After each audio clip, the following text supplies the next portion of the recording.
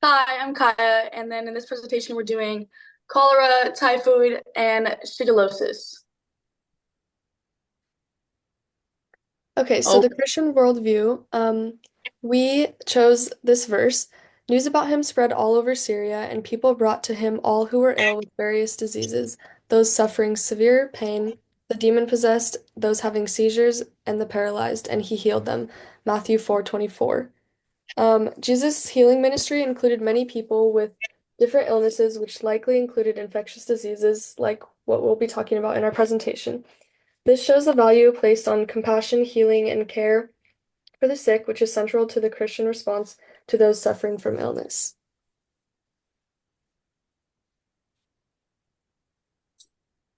I'm Kaya again. I have the cholera transmission and symptom slide. The cholera is caused by the bacteria Vibrio cholerae.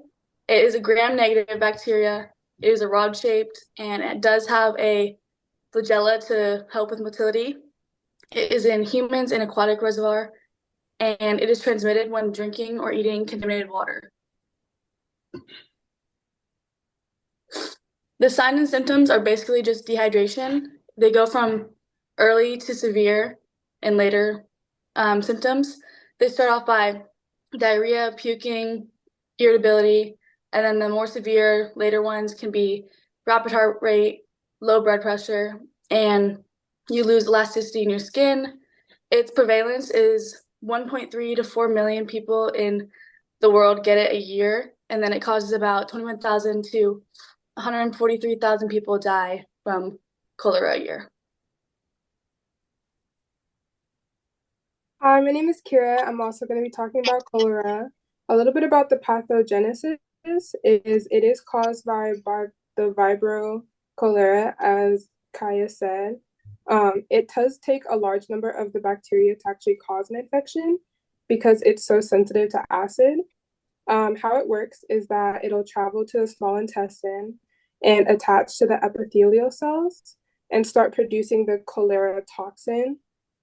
This toxin has two portions to it. So the B portion is what attaches to the receptors on the microvilli on the epithelial cells. And then the A portion is the portion that actually enters the cell. And then it activates a G protein, which would trigger the ATP conversion into CAMP. So this is an issue because having too high levels of CAMP causes the secretion of chloride ions. Sodium and water will follow the chloride ions, which would lead to too much fluid in the large intestine, which we also know as diarrhea. The treatment of this mostly focuses on rehydration and electrolyte replacement. Having these will decrease the mortality from 30% to 1%. And then sometimes antibiotics help as well. And then the outcome, most people fully recover from cholera in a couple of days, sometimes a week. In really severe cases, the dehydration can lead to death. And then just preventing it would be drinking clean water, having good hygiene and sanitation practices. And also, there are two vaccinations that are available. Okay, so I'm Kaylin, and I'll be talking about typhoid, also known as typhoid fever, and it's caused by the bacteria Salmonella enterica serotype typhi. Its morphology is bacillus, so rods, and it's a single cell arrangement as shown in the picture. It's a gram-negative bacteria, and its motility is due to the flagella. It's a facultative anaerobe, so it can live in aerobic and anaerobic environments. It's transmitted the oral fecal route and contaminated food and water, and it's a human reservoir only, so it can only infect humans. The signs and symptoms include abdominal pain and rash, constipation, fever, intense headache, and in some cases, internal bleeding and intestinal rupture, shock, or even death. The prevalence is 11 to 21 million cases reported per year and 135,000 to 230,000 deaths per year. The pathogenesis of typhoid is, which is a fever caused by Salmonella enterica serotype 5G, which again, like she said, is a gram-negative bacteria, is ingested through contaminated food or water, and then it survives in the intestines. Then it enters the bloodstream, and this emanates to multiple organs, leading to widespread infection and inflammation. And as we see in the image to the right, we see that it starts with the ingestation, and then it leads to the incubation period in two, and then it goes into the intestines, and then it goes into the blood, which then goes into the different organs, and eventually it can lead to organ failure. And some treatment for typhoid fever is typically treated with antibiotics, such as citrofloxacin or azithromycin, along with supportive care, and in some cases, surgery may be required for complications like perforation. So the outcome of typhoid fever is prompt and appropriate treatment. The majority of typhoid fever cases resolve without complications. Through delayed treatment or antibiotic resistance, can lead to severe complications, including organ failure, perforation, or death. And on the left, we can see that some common signs of typhoid fever are white coating on the tongue, an enlarged liver and spleen, a rash on any part of your body, and some ulcers in the intestine. Prevention of typhoid fever includes proper sanitation, access to clean water, practicing good hygiene, especially hand washing, avoiding contaminated food and water, making sure you're washing your fruits and vegetables, and appropriately cooking food, and vaccinations, particularly for travels to endemic areas. And on the left, we can see some key actions that people take to prevent salmonella. As said, frequent hand washing, keeping prep areas clean, avoiding cross-contamination of food, appropriate cook times such as chicken, rinse fruit and vegetables, and discard contaminated food, and clean thoroughly and routinely. Hi guys, I'm Cameron, and today I'd like to talk about shigellosis. It's a highly contagious bacterial infection. Pretty much what causes shigellosis is the bacteria Shigella. Um, then there's Shigella is the genus, and then there's four different species that there are to it. I have underlined right here Dysdineteria, Shigella dysdineteria. That's going to be probably like the most like deadly one. I'll explain why later. Pretty much how it's transmitted is it spreads through direct or indirect contact with feces. Contamination can also occur via contact with infected individuals or surfaces. I think a really easy way to remember ways you can contract shigellosis is the four F's. It's pretty much just food, feces, flies, and fomites, which are really just inanimate objects. Touching anything related to that will really just cause you to get this. Um, so then what are the symptoms, you may ask? So you contract it. How do you know you have shigellosis? You have a whole bunch of terrible symptoms. You have things like diarrhea, tenesmus. This is pretty much just the sensation of needing to like poop, but you can't. And then a really high fever, a lot of stomach tenderness that also makes you feel like you know that you have shigellosis, as well as vomiting and signs of dehydration. This could look as anything like a dry mouth or like you can't really pee, reduced urination.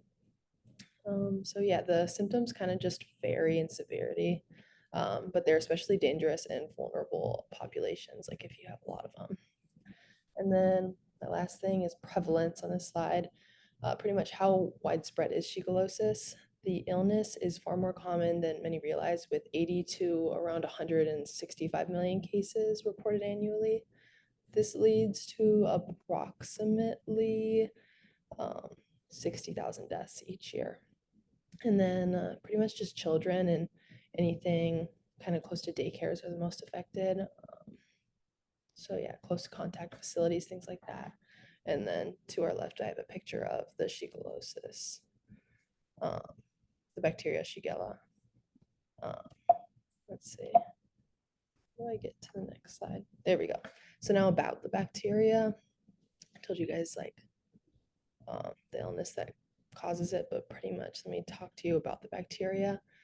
Um, the Shigella bacteria are gram-negative, they're rod-shaped, they're non-motile, and then they're also facultatively anaerobic. It pretty much just means that the bacteria can survive in both oxygen-rich and oxygen-poor environments. So they're just really versatile. And then another thing is that they belong to the Enterobacteriaceae family. And it's pretty much just a group of bacteria commonly found in the intestinal tracts of humans and animals. The picture over to the right kind of just shows, yeah, it belongs down there. And it shows the way it passes through and how it gets through the cells. Then I talked about the 4 distinct species of Shigella, and the reason why Dysenteria Shigella are the most deadly is because of the endotoxins. Each of the species contributes to cases of Shigellosis annually, though, but their prevalence may be just vary by region just because there's different strains. In conclusion, Shigellosis is a very significant health threat, particularly in children in areas with limited access to clean water and sanitation. By understanding its transmission and symptoms, we can take critical steps to reduce its impact. So yeah, thank you. So for the pathogenesis of shigellosis, there's a very small infectious dose required. Only about 10 to 100 microorganisms are needed. And that's because they survive really well in acidic environments like your stomach because they have an effective acid resistance system. And they also can suppress the expression of antimicrobial peptides that are released every day in your digestive tract. And once they go through your digestive tract and enter the colon, they begin to bury themselves in the colonic epithelial, but they don't just go through the apical surface. They go through microfold cells or M cells and use transcytosis, which is the movement of macromolecules through a cell membrane to move across the epithelial layer. And these M cells deliver the Shigella bacteria from the lumen into the underlying mucosal lymphoid tissue to trigger an immune response. And those macrophages that are part of the immune response that go to the scene they die because shigellosis causes them to, causes apoptosis. And then as it continues and it degrades more epithelial lining, it facilitates more entry for Shigella, causing colitis. And then prevention is pretty simple. It's just the same as cholera as well as wash your hands really well, wash all of your food products, and then keeping all of our animals like cows and chickens in clean areas. And then proper sewage systems so our drinking water isn't mixed with fecal matter, and then educating developing countries on the importance of these sanitation methods. And then treatment is, well, the way the body attacks shigellosis or Shigella is natural killer cells will attract polymorphonuclear leukocytes to the area, and these usually clear up the infection, and there's not really much treatment you need. You just need to stay hydrated and make sure your electrolytes are balanced. And I mean, if it does get serious, you can use ampicillin if for like younger kids. And then if you're older than 17 years old, you use ciprofloxacin. And then it decreases drastically as you get older.